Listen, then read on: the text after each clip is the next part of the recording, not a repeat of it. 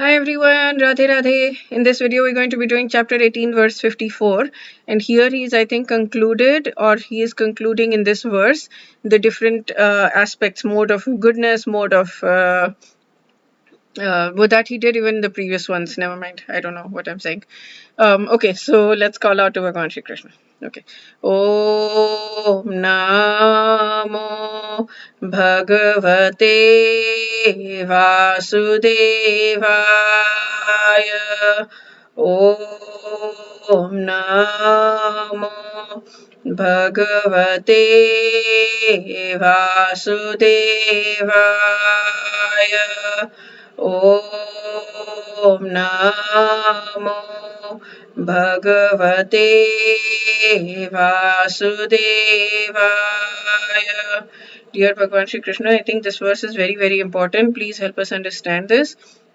Please help us absorb it. Please help us glean the nectar from this verse so that we can use it to help ourselves to come closer to you. Okay, so let's sing the verse together.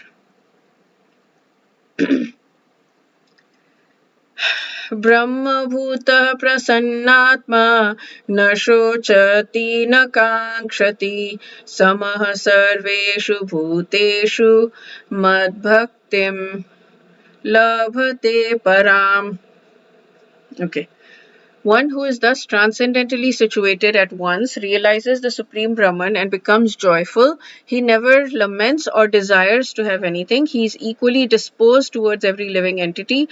In this state, he attains pure devotional service to me.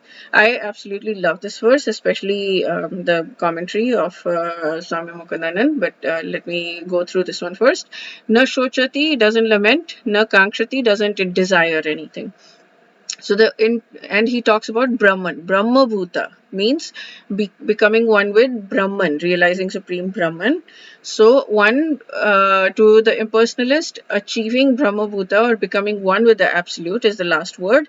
But for the personalist, to go further, you become engaged in devotional service, right? So one who is engaged to devotional service is already in the state of liberation or Brahma Bhuta. Without being one with the Supreme, one cannot render service to him.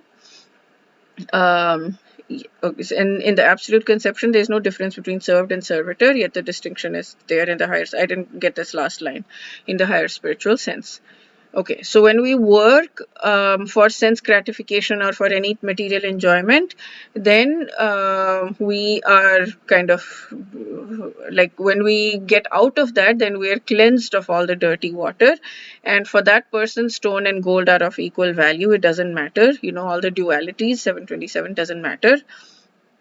There is no fear for anything, and the material universe, material thing is just not more significant than an ant for a devotee. Doesn't matter. And such a stage can be achieved by mercy of Lord Chaitanya, who practiced pure devotional service, preached pure devotional service. Okay, now this one, he goes into such a beautiful explanation. I really absolutely love it.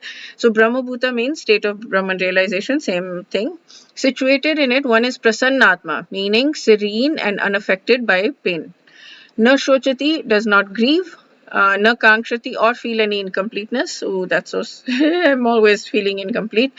Na Kankshati, not craving for any material thing. Such a yogi sees everyone with an equal vision. But, see, after that, beyond that, in this verse itself, he's talking about Madbhaktim, Param, right? He's talking about devotion to me. So he's talking here very clearly. My goodness, I want to memorize this verse as one of the next ones.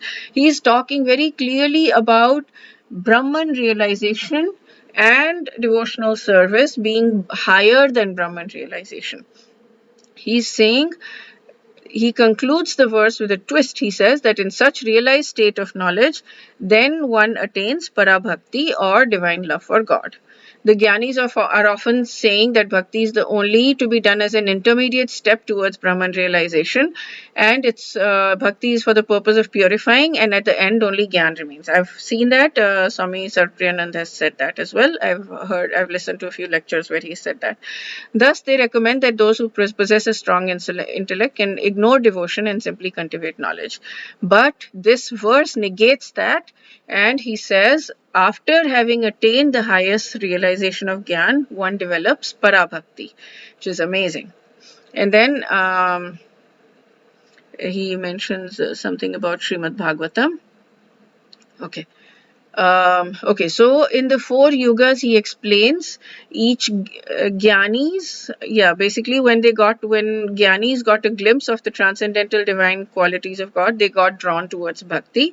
And so in each of the 4 yugas, he has talked about that, and it's mind-blowing to me.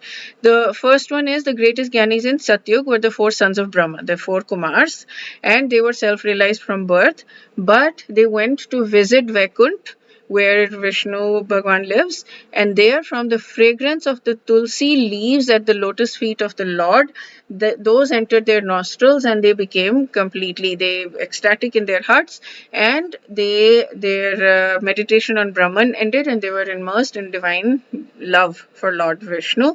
And they said, even if you send us to hell, it doesn't matter, just give us this opportunity to drink this divine love bliss that emanates from your lotus feet. So they're willing to even go to hell for that, right? For relishing the bliss of the personal form of God. And then Treta Yuga, it was King Janak. He used to be Sita's father, and he was in Brahman. He would always be in Brahman, but then he saw Ram and Lakshman, and then he became deeply attached to the personal form of the Supreme Lord. And then Dwapar was Shukdev, the son of Vedvyas. He was so much into Brahman that he was in the womb of his mother before he was born for 12 years, because he did not want to get, because the moment we're born, right, 727, the moment we're born, we become illusioned by this, or every single living being becomes illusioned, and he didn't want to be illusioned. But then Sage Narad whispered in his mom's ear, it's okay, you will not become illusioned, come out. So he came out, and then he expanded himself into a 12-year-old, because he was 12 years in the womb.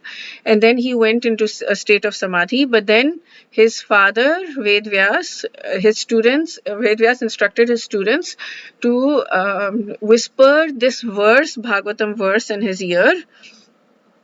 Sri Krishna is adorned with peacock feather crown upon his head, exhibits his form as the greatest dancers, ears are decorated with blue karnika flowers, his shawl is the color of brilliant gold, his garland is Vajanti beads, he fills the holes of his flute with nectar from his lips.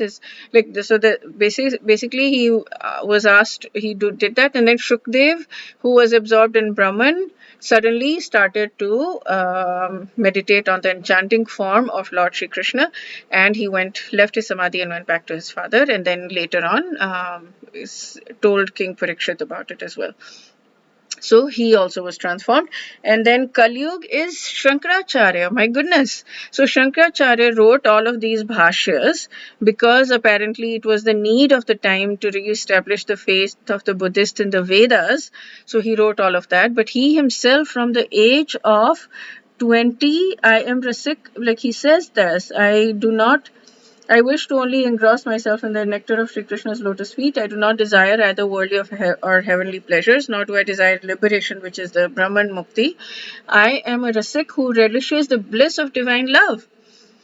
Right? He was from the age of 20 until unaware that from the age of 20 until he left his body at 32, so 12 years, he wrote hundreds of verses in praise of Lord Krishna, Ram, Shiv, Mother Durga, etc. He visited dhams, and he was a great devotee of Lord Shri Krishna. So he was the one who, he switched from Jnani to Bhakti. So wow, I mean, this was mind-blowing to me. This was like, the whole thing was mind-blowing to me, but this especially was mind-blowing to me. Okay, so yes, let us pray to Bhagwan Shri Krishna that he gives us this deep-seated love for him, deep-seated bhav and prem for him. And We want absolutely nothing else, just that. We want our hearts to burst. We want to cry at the thought of that. We want to experience the nectar, and we want the way to get to that is just pure and utter humility. So we want humility. We want to me. Whoa, one moment.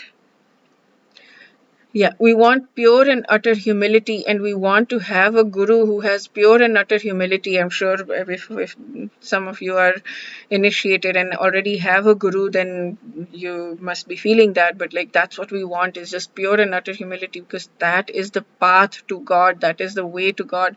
And to be able to just, yeah, get emotional at the thought of Bhagwan Shri Krishna and Radharani, and that's it. I wish you all a very, very, very, very, very beautiful day, filled with lots and lots of spiritual growth and nectar um, of uh, of the personal form of God, of bhakti. Wish you a beautiful day. Radhe Radhe.